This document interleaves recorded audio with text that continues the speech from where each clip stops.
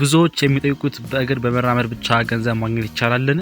መልሱ አዎ ይቻላል። በአሁኑ ጊዜ ብዙ ሰዎች በቀን 500 ብር እስከ 1000 ብር በእግር በመራመድ ብቻ እያገኙ ነው። በዛሬው ቪዲዮ በእግር መራመድ ብቻ በቀን 700 ብር እንዴት ማግኘት እንደሚቻል በግልጽና በዝርዝር እነግራችኋለሁ። ቪዲዮውን እስከ መጨረሻው ተመልከቱ።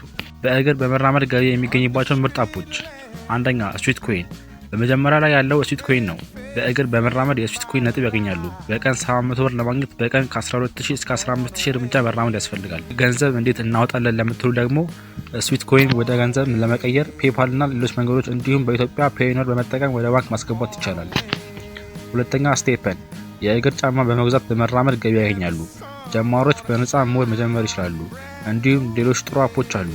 ጉግል ፊት፣ ወልክቱ ኤርን አፖች፣ ራንቶፒያ፣ ዊንወልክ የሚባሉ አፖች አሉ።